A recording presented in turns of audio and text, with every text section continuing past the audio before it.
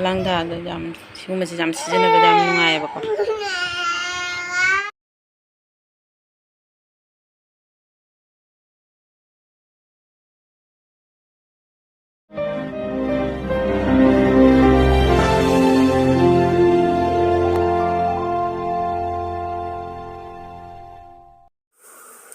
Hello chino ma'am. Ahamada ma'am bogi channel da taram noksari. Ado ma'am ngasi se Soshti ama chatke tauri adudi akhoi nene jamagi masunupi ama unare ado Soshti do ngasi thoe ado chatke na tauri bani ngasi di ado nimki se fingaru te khoi ni bongna ta hapchan bachana talabi tawire ko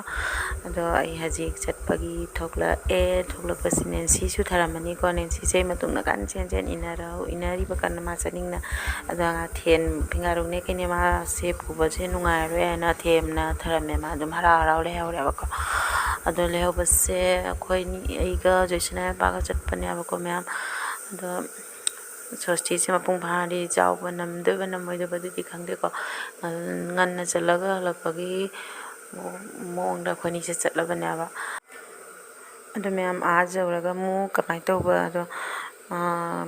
keno se Soshti gi blog se semba namdeba namoideba dudo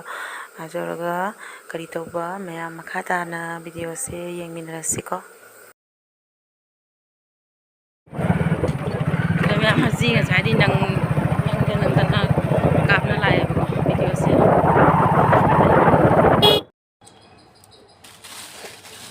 hello ma'am ngasidi ayuta jam ngan ngapai jon bala me ba si ngapai to junda jon bala pa de leihoure akona asi kya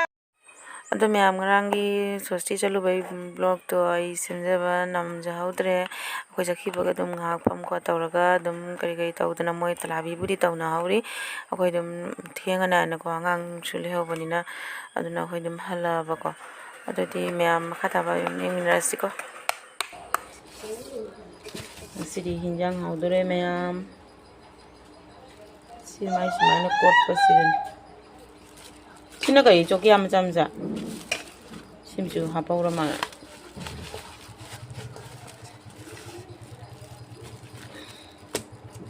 sini ko ma'am sem dei tauri akoi mana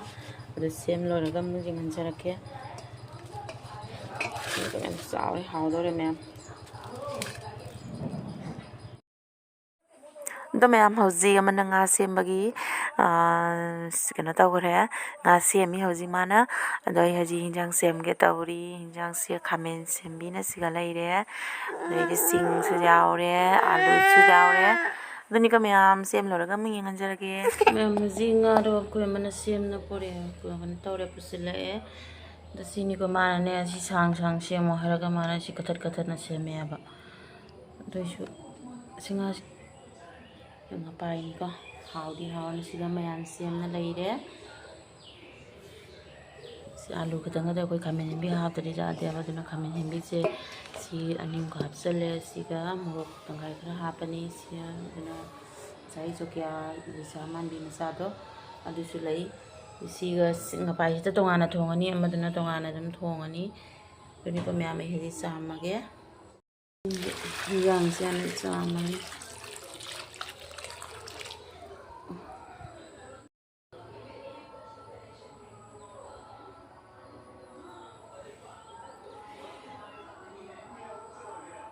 machu khraga tumga tawna tosaleba ko ngaubagi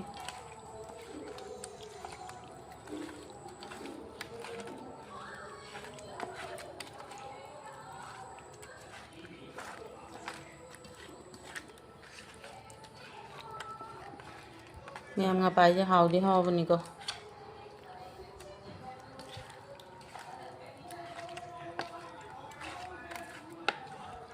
moina bazar dagi oina bazar gi sem moina sem baduna di hayeba ko fajana sem jumda khoya mana sem ba siga nga se masakse kaya fajaba watle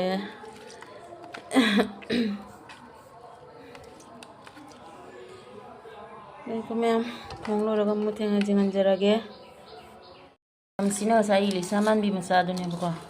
sina aina dum seme mapum moina budi tawdre ba semte simchu taisalage machuga thumga tawdana sidi tongana dum tana tawrani amadana ngapai du ngapai tu thongani haji asi dum leihourani sise ngawna chabra tongana dum tana tawbra ko mai tawna dum tawrani asise sina tongana ngawthok thamani haji ai nga ngawba hogale hogale ko 그러면 물장을 걸려보고 양을 걸려요.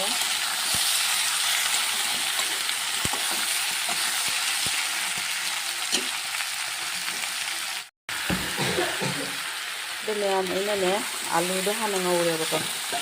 알루도 하는 우리가 뽑는 거 샐러드 알루도 그거 반짝거리는 샐러드 장하면 돼요. 알루도 하나 넣으리구나. 그냥 알루 하나 넣으시면은 알루쌤 하는 거라도 알루쌤 물려봐. 가면 우리가 뽑는 거 샐러드만 반짝거리는 거예요. 알루도 그럼 물렸다가 이렇게 어떻게 가면 이게 맛있나 가면 이게 맛이 있나 봐요. 그래서 우리 뽑는 거 우리는 하지 가면 이게 갑자기가 먹을래고 면 나는 현장에 하우도 몽디 말에 나는 찌야면 찌래 그냥 하지 이나 먹게 합쳐려고 먹지 합쳐려고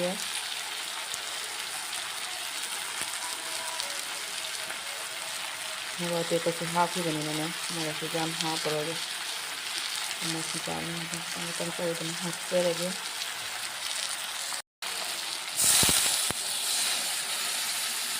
khai rồi đi nhé chỉ cần nó khai rồi đi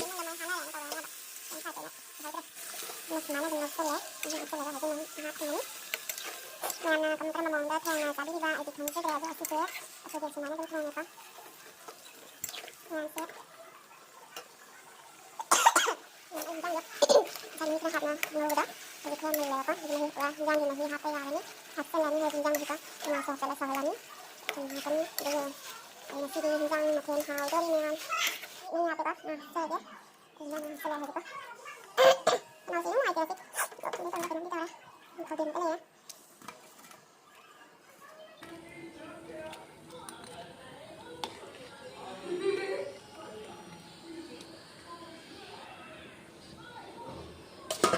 Sini ko mayam haji saurani, dari thum haksalani, dari hijang sabayarani. 그러면 이제 인장에 담가봐야 해. 남수 얌냄씨래 하고도 목말래. 그래도 그냥 이제 담가니 인장에 담가봐야 해 봐고. 이렇게 놓는 거로. 되게 되나 런셀라 봐고 마판데기 인장 셀레는. 그러면 내 봐고. 자꾸 손에 감대가 우리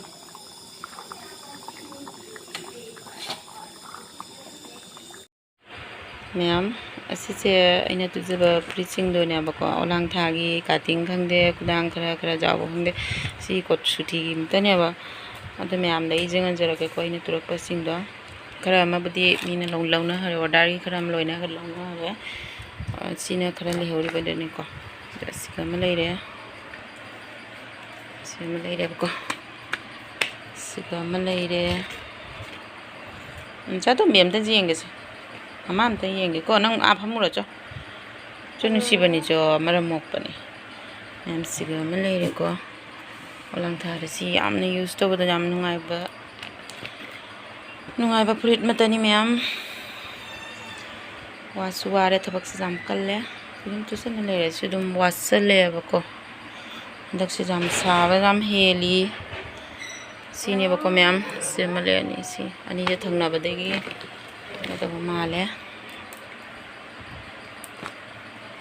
sina kapakan nang itan ngebo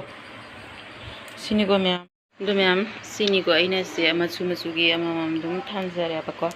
machu gi amam thamjare do amadi tu gada bachu gona tawre loyer bado amina di puna hare bako puna gi bado nai to ba machu amado ta hodre aina khara si amam khangana thame ma'am phajaba yawbra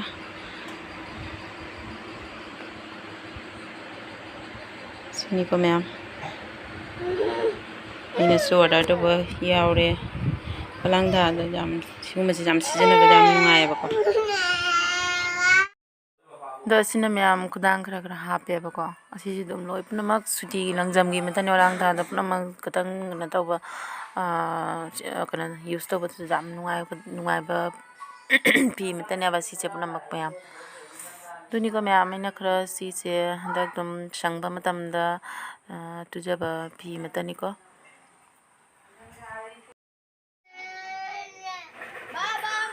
ꯑꯗꯣ ꯃꯌꯥꯝ ꯁꯤꯅꯤꯀꯣ ꯁꯤꯅ ꯈꯨꯗꯥꯡ ꯈꯔ ꯇꯦꯟꯅ ꯍꯥꯞꯄꯦ ꯑꯉꯥꯡꯁꯤꯅ ꯅꯦꯟꯁꯤꯅ ꯃꯔꯣꯟ ꯑꯃ ꯀꯞꯄꯅꯦ